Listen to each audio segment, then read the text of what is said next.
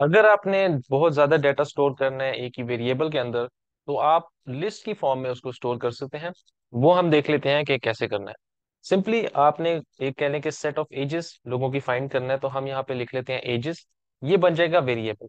लेकिन आप इसके आगे फिर इक्वल टू साइन डालेंगे, मगर उसके अंदर आप बजाय इसके कि नंबर्स को लिखें, आप यहाँ पे ये स्क्वायर ब्रैकेट्स ऐड कर देंगे इस तरह से। ठीक है, आपने यहाँ पे स्क्वायर ब्रैकेट्स ऐड कर दी। अब इसके अंदर आप अपने वेरिएबल के जो वैल्यूज हैं वो ऐड कर सकते हैं। वेरिएबल्स में हम देख सकते थे कि किस तरह हमने वेरिएबल्स के अंदर एक ही वैल्यू ऐड की थी। जिस तरह अगर कोई एज लिखी थी, तो उसको हमने क्या किया था, कोई एक वैल्यू दे दी थी। अब मुझे अगर उसके अंदर ज्यादा एजेस लानी है या ज्यादा डाटा स्टोर करना है उसी एक वेरिएबल में, तो मैं क्या करूंगा, मैं लिस्ट को यूज करूंगा। और उसके अंदर क्या होगा, डिफरेंट यानी एजेस हैं। जैसा फॉर एग्जांपल एक 14 है, एक 45 है, एक 65 है, एक 23 है। तो ये डिफरेंट वैल्यूज जो हैं ये स्टोर हो गई हैं, और ये इंटीजर्स हैं, ये इंटीजर डाटा टाइप्स हैं जो कि इस लिस्ट की फॉर्म में इस वेरिएबल में स्टोर होगी। तो अब क्या होगा, अब ये जो वेरिएबल है ये लिस्ट बन जाएगा। तो उसको मैं आपको दिखा देता हूँ। हम यहाँ पे प्रिंट स्टेटमेंट लिखते हैं जो कि प्रिंट करेगा, और आगे लिख लेते हैं टाइप।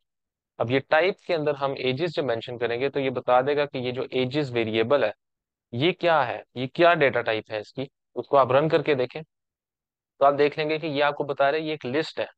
यानी कि ये जो है एजेस, ये अब एक लिस्ट डाटा टाइप है, या एक लिस्ट इसकी फॉर्मेट है, या लिस्ट की क्लास से ये बिलोंग करता है।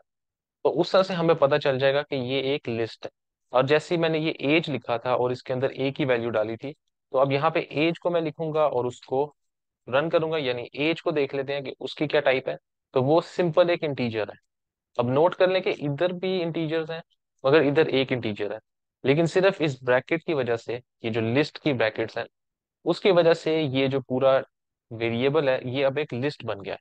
तो हम इसको लिस्ट की तरह से यूज करेंगे। तो अब देख लेते हैं कि और क्या तरीके हैं। अब जिस तरह मैंने यहाँ पे लिख लिया एजेस, अब इसके अंदर ही अगर आपने कोई for example decimal value add कर ली और उसको रन करके देख लिया। अब इस समय इसको फिलहाल कमेंट आउट कर रहा हूँ, और कमेंट आउट के लिए सिंपल आप यूज कर सकते हैं हैश साइन। इससे सिंपली कमेंट आउट हो जाएगा और वो आपके कोड का हिस्सा नहीं रहेगा। ये इस तरह से मैंने यहाँ पे भी यूज किया था। तो ये हम अक्सर यूज कर लेते हैं कोई भी चीज अगर जिससे हम टेस्ट कर रहे हैं। अभी मैंने ये प्रिंट स्टेटमेंट हटा दी और देखा कि कोड रन हो रहा है या नहीं। तो हम देख सकते हैं कोड सही रन हो रहा है, कोई एरर नहीं आ रहा। इसका मतलब ये ठीक है, हम इसके अंदर एक ही लिस्ट के अंदर और भी डाटा टाइप्स यूज कर सकते हैं। यानी ये इंटीजर मैंने ढेर सारे लिखे यहाँ पे, लेकिन मैंने उसके बाद फ्लोट लिखा तो कोई एरर नहीं दिया। अब उसी तरह मैं अगर यहाँ पे लिख देता हूँ ये स्ट्रिंग्स, ठीक है, ये कोटेशन मार्क डाले जो कि स्ट्रिंग के लिए होते हैं, और यहाँ पे मैंने लिख दिया कोई भी एक टेक्स्ट, और इसको रन करके देखते हैं। तो आप देखेंगे अभी भी कोई एरर नहीं आया। इसका मतलब लिस्ट के अंदर डिफरेंट डाटा टाइप्स भी यूज हो सकते हैं। तो अब चूंकि हमने देख लिया कि यहाँ पे लिस्ट कैसे बनानी है, वो सिंपल तरीका है। तो अब हम देख लेते हैं कि लिस्ट के थ्रू हमने कोई एक चीज एक्सेस करनी हो वो कैसे करेंगे। क्योंकि अब ये प्रिंट स्टेटमेंट जरा हटाते हैं, और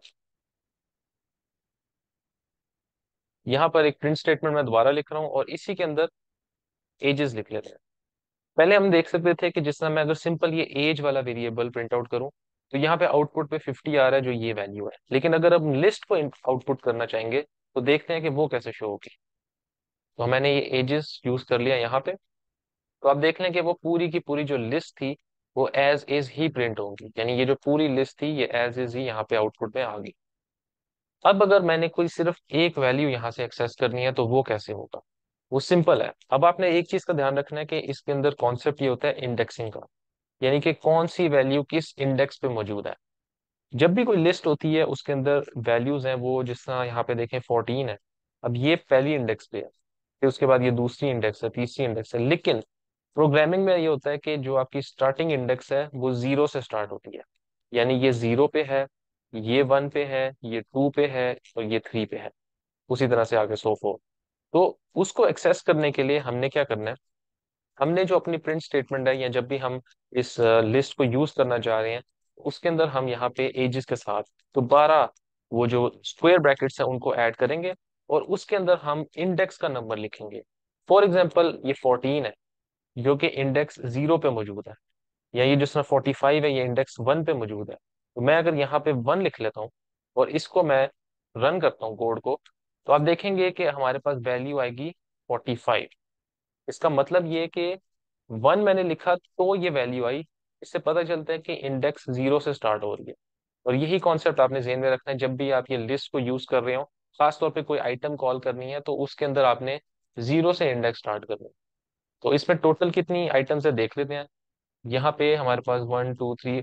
बल्कि इसका एक बेहतर तरीका ये है कि जिस तरह आपने कोई भी चीज की लेंथ पता लगानी है कि वो कितनी लेंथ है, कितनी आइटम्स है उसके अंदर। तो उसका तरीका ये है कि प्रिंट स्टेटमेंट के अंदर ही आप यहाँ पे लिखें LEN। LEN भी एक बिल्ट इन फंक्शन है। और उसके बाद आप ये दोबारा से राउंड ब्रैकेट्स ऐड करें और उसके अंदर आप लिस्ट का नाम है वो आप वहां पे लिख दें, जिस तरह एजेस है। और अब आप कोड रन करेंगे तो आप देखें यहाँ पे आया 6। इसका मतलब ये है कि 6 एलिमेंट्स मौजूद हैं इस लिस्ट के अंदर, या 6 आइटम्स मौजूद हैं इस लिस्ट के अंदर। तो देख लेते हैं, ये है 1 2 3 4 5 6। अब ये 6 तो ठीक है, लेकिन हमने देखा था कि जब हमने 1 इनपुट किया था तो ये वैल्यू आई थी और 1 यहाँ से स्टार्ट नहीं हो रहा। इसका मतलब ये है कि जो इंडेक्सिंग है आपकी वो तो 0 से स्टार्ट हो रही है, मगर टोटल नंबर ऑफ आइटम्स 1 2 3 से ही स्टार्ट होती है। यानी लेंथ को हमने 1 से ही स्टार्ट करना है। लेंथ का इंडेक्स से इस तरह से थोड़ा सा डिफरेंस है। ये आपने बड़े गौर से जना समझ लेना है कि अगर आप कोई इंडेक्स यूज कर रहे हैं यानी इंडेक्स कॉल कर रहे हैं तो वो 0 से स्टार्ट हो रही है। लेकिन एज अ होल अगर आप लेंथ को देख रहे हैं कि इसके अंदर कितनी आइटम्स है, तो वो 1 2 3 से ही काउंट करना स्टार्ट करेगा। यानी कि ये आइटम नंबर 1 है, 2 है, 3 है, 4 है। लेकिन जब कोई चीज कॉल करनी है तो वो 0 से स्टार्ट होगी। तो उसको दोबारा देख लेते हैं, जिस तरह से मैं यहाँ पे लिखता हूँ एजेस। दोबारा से यहाँ पे लगाए स्क्वायर ब्रैकेट्स। और अब इसके अंदर हम कह लेते हैं 0। तो आप देखेंगे कि 14 प्रिंट आउट होगा इस तरह से।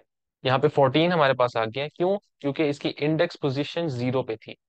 लेकिन ये लेंथ के अंदर यानी जब पूरी लेंथ होगी तो उसमें क्या होगा, ये पहली आइटम होगी। तो बस सिर्फ ये एक सिंपल सा कॉन्सेप्ट है जो आपने जेहन में रखना है।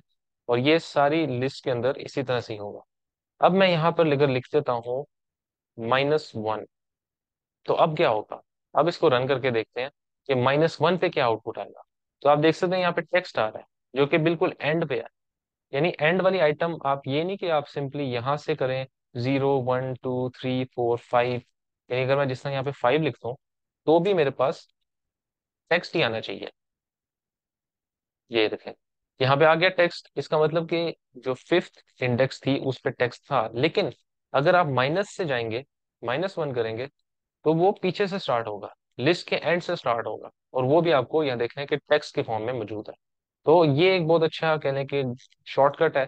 अगर आपने जल्दी से कोई आखिर से आइटम निकालनी है, तो बजाय इसके कि आप पूरी इंडेक्सिंग काउंट करें, आप सिंपली -1 कर दें तो आखिरी आइटम आपको मिल जाएगी। उसी तरह 0 कर दें तो पहली आइटम मिल जाएगी। तो ये एक अच्छा वर्क अराउंड है इसके लिए। अच्छा, अब अगर आपने कोई एलिमेंट्स प्रिंट आउट करने हैं, मगर ज्यादा एलिमेंट्स प्रिंट आउट करने हैं, यानी कि फॉर एग्जांपल हमने 14 से लेकर 65 तक करने हैं, तो हम क्या कर सकते हैं? हम यहाँ पे सबसे पहले तो पहली इंडेक्स का आप लिखें जो कि 0 से स्टार्ट हो रही है। उसके बाद आपने ये दो कॉलन वाले साइन डालने हैं। और वहां पे आपने लिख देना है उसके बाद, जिस तरह ये 0 है, 1 है, 2 है। अब आपने यहाँ पे 2 नहीं लिखना, आपने यहाँ पे लिखना है 3। और वो मैं आपको बताता हूँ क्यों। आप जैसे ही 3 लिखेंगे और इस कोड को रन करेंगे तो हमारे पास ये पहली 3 वैल्यूज आ जाएंगी। ये आप देख सकते हैं इस तरह। अब हालांकि हमारी जो इंडेक्स थी वो 0 से स्टार्ट हो रही है, तो हम इसको 0 कंसीडर कर रहे हैं, इसको 1 कर रहे हैं और इसको 2 कर रहे हैं। मगर लिखा हमने यहाँ पे 3 है। उसकी वजह ये है कि पाइथन में जब एंड पे हमने कोई चीज लिखनी है, यानी एंड तक हमने जाना है, तो हम जो भी इंडेक्स है उससे एक नंबर ज्यादा ही देंगे। क्यों? क्योंकि पाइथन ये चीज रिकॉग्नाइज करता है कि अगर 3 यहाँ पे दिया है तो उससे पहले पहले जितनी भी एलिमेंट्स हैं या जितनी भी आइटम्स हैं वो ही सिर्फ प्रिंट आउट हो, थर्ड वाली ना हो। तो ये एक चीज है जो आपने जेन में रखनी है कि अगर आपने इस तरह से वैल्यूज को आप प्रिंट आउट करना चाह रहे हैं तो ये कॉन्सेप्ट आपने जेन में रखना है। अब उसी तरह अगर मैं 3 से स्टार्ट हूँ और अगर मैं 5 तक जाऊं, क्योंकि जाहिर है 5 तक है टोटल हमारे पास, तो अब देखते हैं क्या होगा।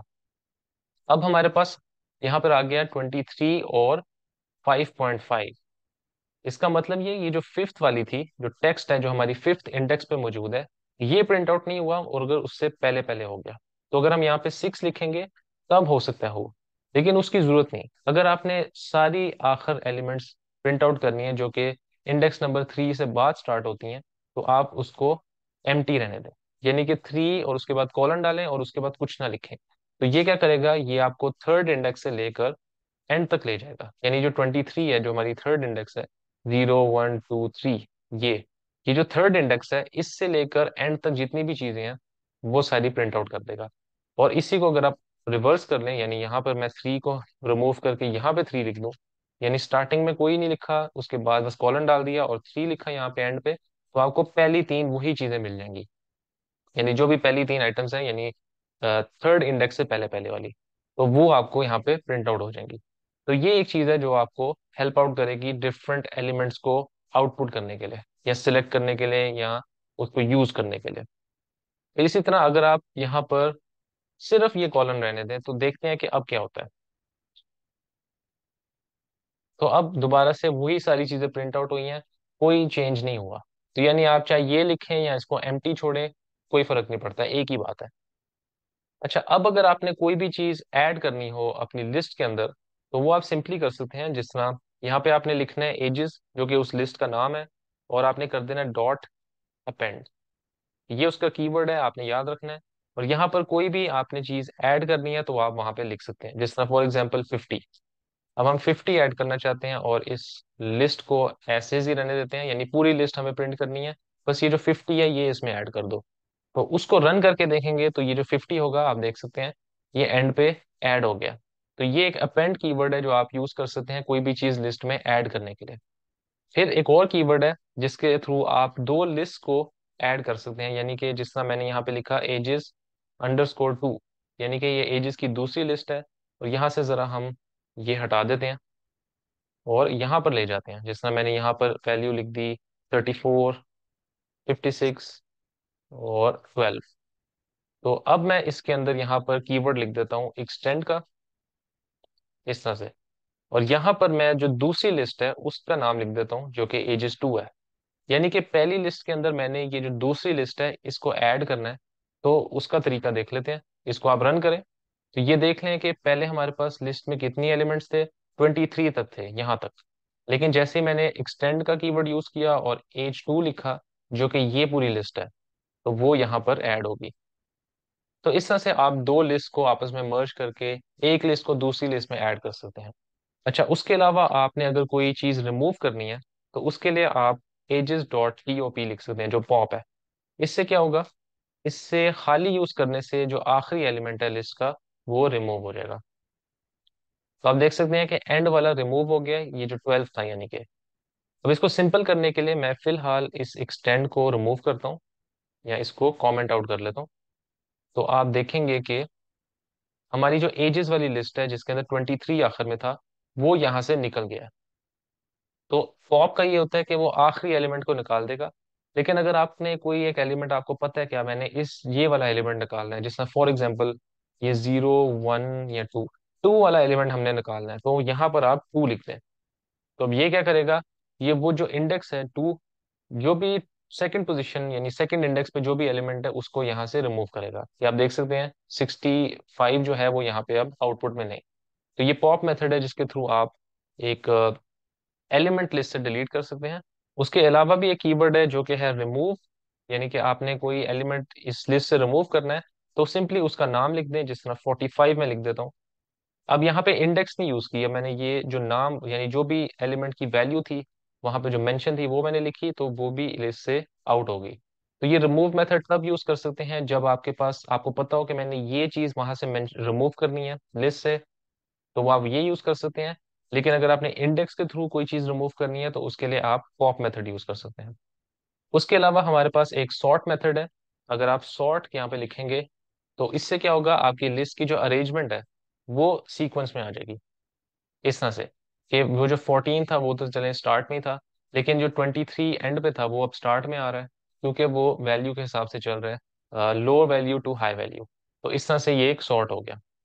अगर आपने किसी भी चीज को लिस्ट के अंदर कन्वर्ट करना है तो वो भी बहुत आसान है। आप अगर फॉर एग्जांपल हमारे पास टी है, टी इज इक्वल्स टू, यहाँ पे कोई भी एक स्ट्रिंग लिख लेते हैं। तो स्ट्रिंग को ले लेते हैं एज एन एग्जांपल कि अगर हमने एक स्ट्रिंग को लिस्ट में कन्वर्ट करना हो तो वो कैसे करना है।